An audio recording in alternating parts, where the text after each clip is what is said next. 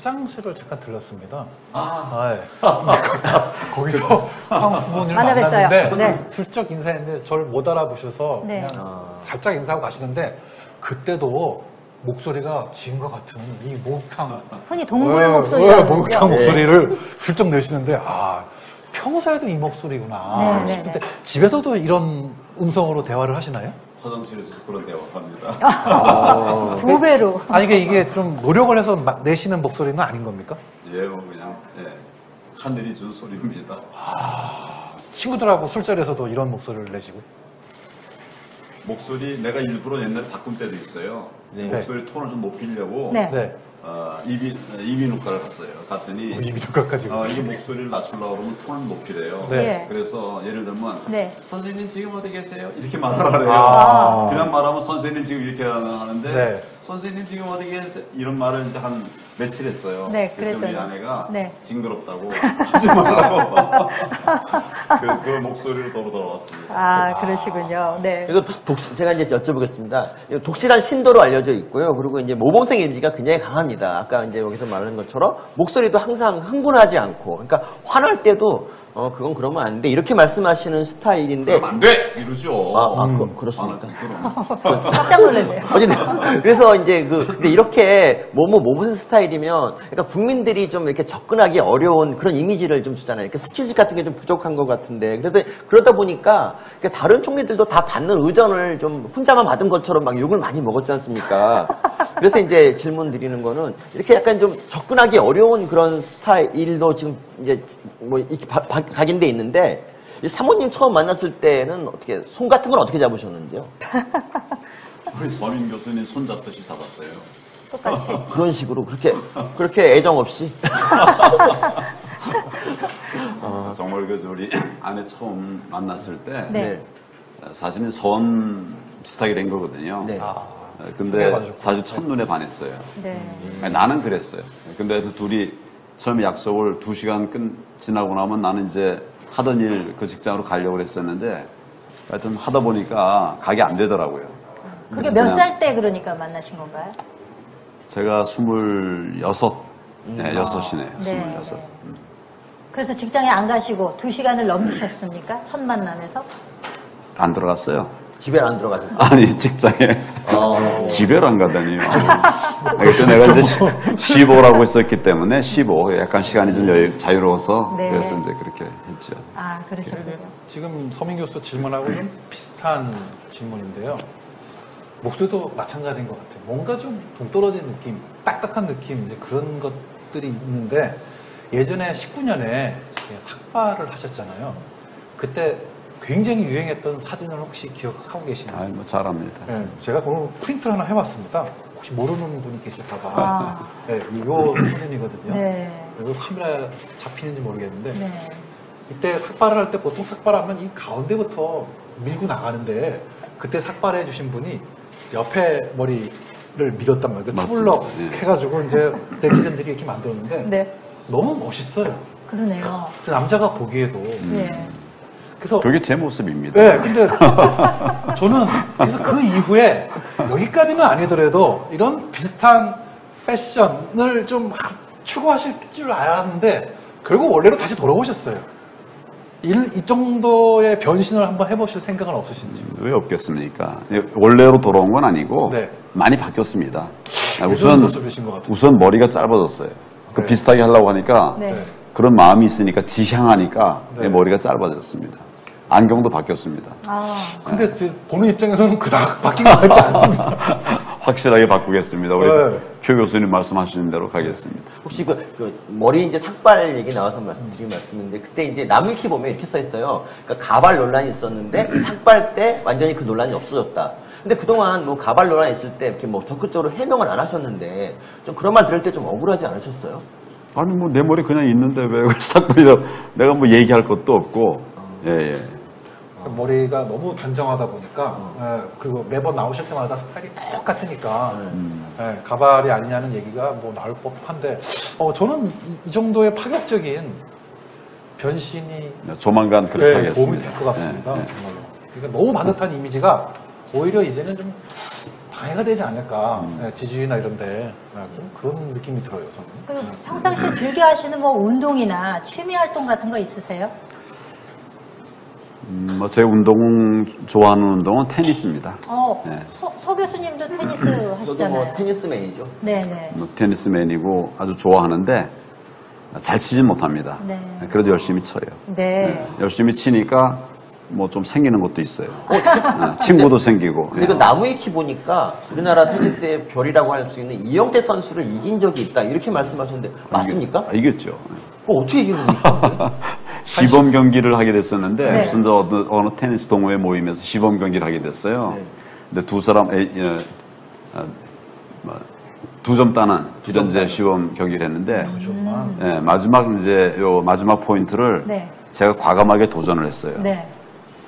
이번에는 무조건 뛴다. 이영택 선수가 이제 리턴을 하면 나는 무조건 뛰어서 발리로 잡는다. 네. 그리고 이제 이영택 선수가 움직이자마자 내가 탁 뛰어들어갔어요. 가서 탁 잘라놓고 그러니까 이제 이겼죠. 그다음부터는 이제 내가 이영택 선수하고 안 칩니다. 1전 1승 하신 거군요. 네. 그러니까 아니 1승이에요 1승. 1승. 했고 그다음에 안 쳤어요. 초봐야 패니까 부딪히죠. 물론이죠. 네. 제가 오늘 준비를 하면서 유튜브에 들어가서 좀 검색을 좀 해봤습니다. 근데 황 후보님 유튜브 채널이 작년 4월 달에 마지막 영상이 올라오고 그 이후로는 하나도 올라온 게 없더라고요. 작년 4월 달에 오셨죠? 아니 오늘 아니 지금 보면 다 굉장히 많은 게 올라와 있는데. 네, 많은 게 올라와 있는데 마지막 업데이트가 작년 4월에 아니 어제도 올렸는데. 그렇습니까? 이상하네. 제가 최신 동영상 순서를 올려봤는데 죄송합니다. 저희 준비가 좀 부족했습니다. 아이고. 그건 그렇고 근데 썸네일이 너무 좀 올드한 스타일입니다. 다 똑같고 매번 동영상들이 파란 글자, 빨간 글자 이렇게 올라와서 이렇게 해야 되면 좀 젊은 층한테 어필이 안 될 것 같은 느낌이 들던데요. 황교안 일기라는 거를 만들어서 거의 매일 이렇게 하고 있어요. 하고 있는데 제가 본 거랑 다른 아니 저는 청년 황교안 TV를 봤는데 청년 황교안 TV는 내게 아닙니다. 그렇습니까? 원지수를 잘못 걸 찍으셨군요. 네, 그렇죠. 황교안 검색할 TV. 때 그게 제일 먼저 나와서 그랬군요. 황교안 TV는 아주 참신한 얘기 많이 나옵니다. 네. 매일매일 얘기가 나오고. 그렇군요. 그 주요 지지층이 누구라고 생각하십니까 혹시? 저는 젊은이들이라고 생각합니다. 남자, 여자 중에서 특히. 남자 아닐까요? 전 여성분이라고. 여성들한테 좀 이렇게 어필하는 얼굴 외모지 않습니까? 그리고 말씀도 이렇게 점잖게 하시는 거. 여자들은 저처럼 이렇게 방정맞게 말하는 거 안 좋아하거든요. 그래서 어필하고 있는데 그쪽으로 좀 더 지지층을 끌어올리면 어떨까? 제가 이제 이렇게 밖에 다니다 보면 병원에 어느 날 이제 내가 외과 병원을 좀 갔다 왔어요. 갔다 왔는데 이제 엑스레이 찍고 다 그랬죠. 다 마치고 나오는데 누가 막 뛰어오면서 대표님 막 불러요. 그래서 보니까 엑스레이 기사예요, 기사. 한 30대 초반의 여성분이에요. 그러면서 와가지고 대표님 팬이에요 그러더라고요. 젊은 사람도 팬 많아요 그러더라고요. 그래서 저는 하여튼 좀 팬을 좀 많이 얻으려고 노력을 많이 하고 있습니다. 한 분 가지고 객관화시켜서 넓게 생각하시면 안 될 것 같아요. 이렇게 누가 뛰어나온 거 팬이라고 할 정도면 그렇죠. 이게 샤이 팬들이 훨씬 많은 거죠. 네. 30대 여성은 특히 더 그러니까. 저는 이제 100만 명 있다고 봐요. 내가 선거운동 할 때 이렇게 출근 인사, 퇴근 인사를 해요. 그때 이제 보면 와서 사진 같이 찍자고 그러는 사람들이 있습니다. 근데 연세 드신 분들은 별로 없고 젊은 사람들이 그래요.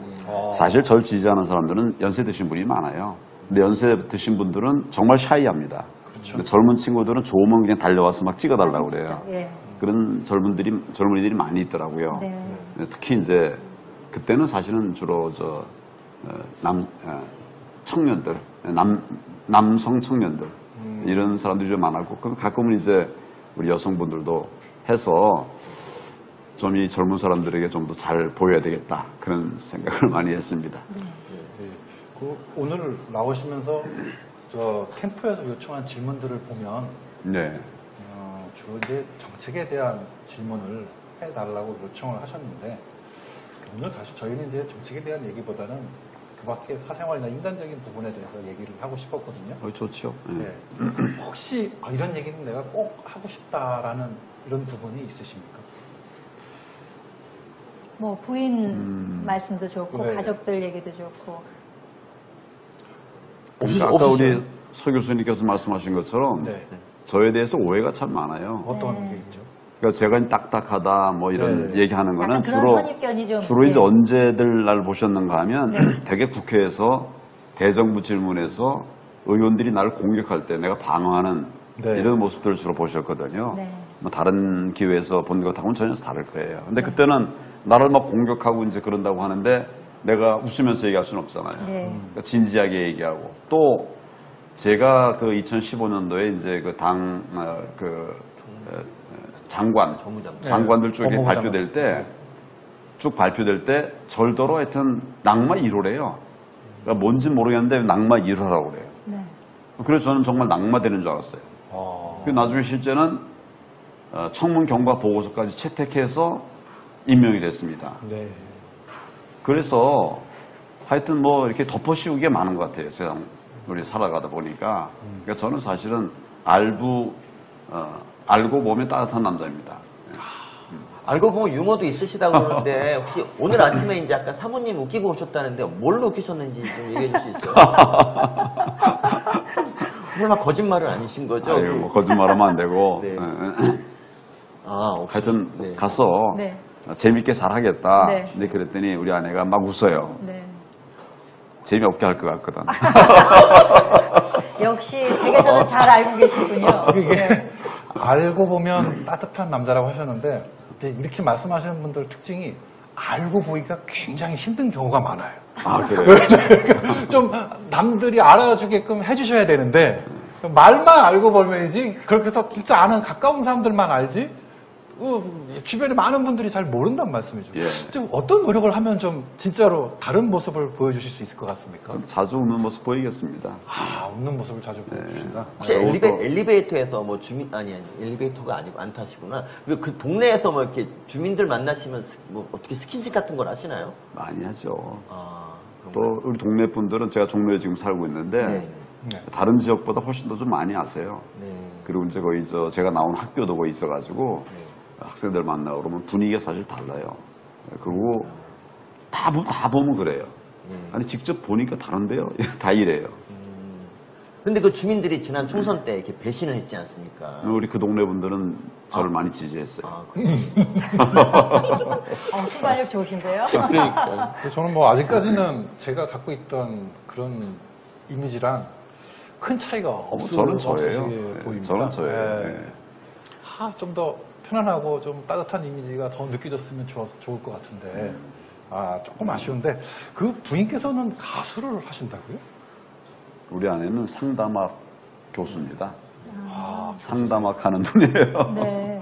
저도 CCM을 하신다고 근데 알려져 이제 있는데. 근데 취미 삼아서 네.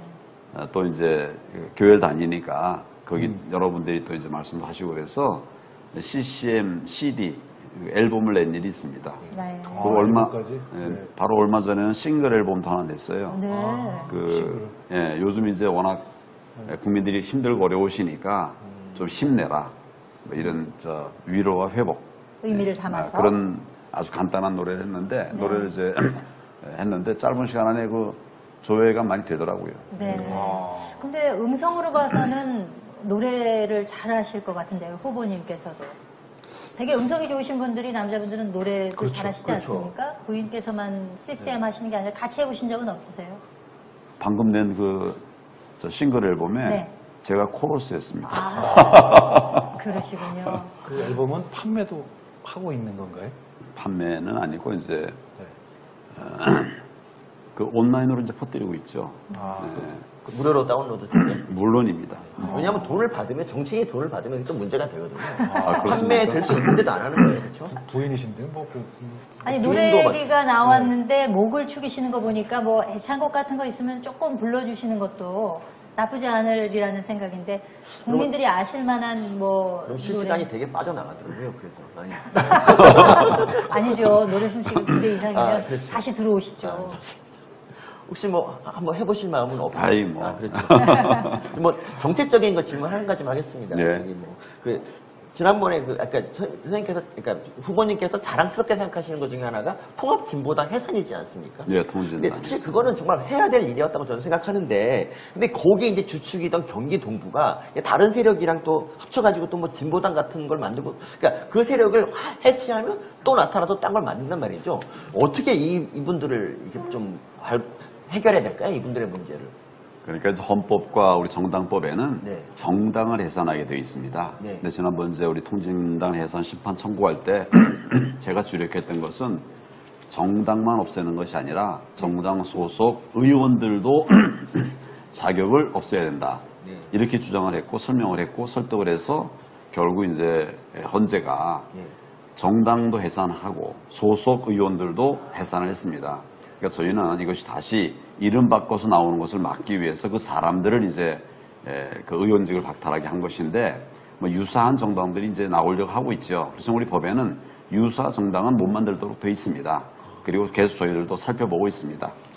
유사 정당이라는 건 어떤 걸 말해요? 그러니까 이념이나 활동성이 같은 정당을 이름만 살짝 바꿔가지고 낸다든지 하는 이런 부분들은 내지 못하도록 되어 있습니다. 근데 이제 진보당을 보면은 그 이제 이념이 분명히 이건데 그거를 표방하지 않고 그냥 위장으로 활동하는 것 같은 느낌이 들거든요. 많습니다. 네, 정말 걱정입니다. 어떻게 좀 공안 검사 출신이신데 우리나라 좀 해결해 주셔야지 않습니까?